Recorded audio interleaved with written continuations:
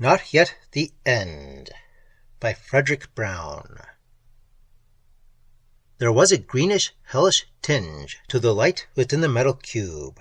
It was a light that made the dead white skin of the creature seated at the controls seem faintly green.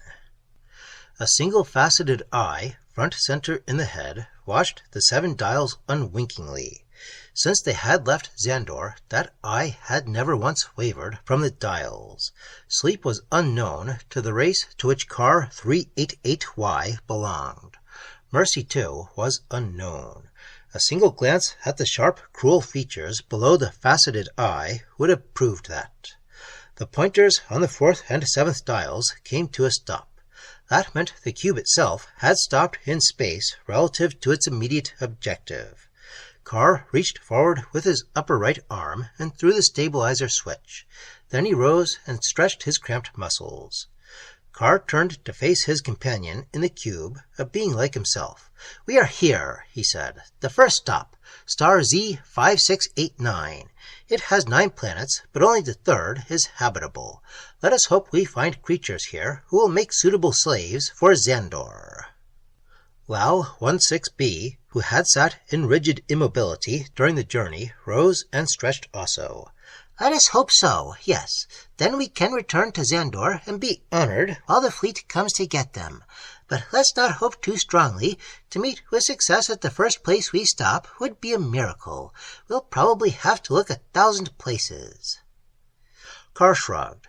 "Then we'll look 1,000 places. With the Launax dying off, we must have slaves, else our minds must close and our race will die." He sat down at the controls again and threw a switch that activated a visiplate that would show what was beneath them. He said, "We are above the night side of the 3rd planet. There is a cloud layer below us. I'll use the manuals from here." He began to press buttons. A few minutes later, he said, "Look, Lal, at the visiplate. Regularly spaced lights. A city. The planet is inhabited." Lal had taken his place at the other switchboard, the fighting controls. Now he, too, was examining dials. "There is nothing for us to fear. There is not even the vestige of a force field around the city. The scientific knowledge of the race is crude. We can wipe out the city with one blast if we attacked." "Good," Carr said, "but let me remind you that destruction is not our purpose. Yet. We want specimens. If they prove satisfactory, and the fleet comes and takes as many 1,000 slaves as we need, then it'll be time to destroy, not a city, but the whole planet, so that their civilization will never progress to the point where they'll be able to launch reprisal raids." Lal adjusted a knob. "All right, I'll put on the Megra field, and we'll be invisible to them unless they see far into the ultraviolet.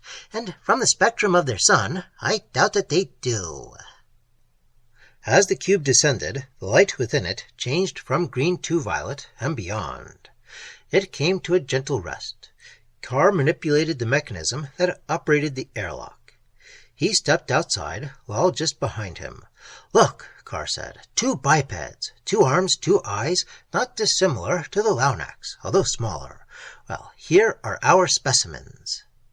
He raised his lower left arm, whose 3-fingered hand held a thin rod wound with wire.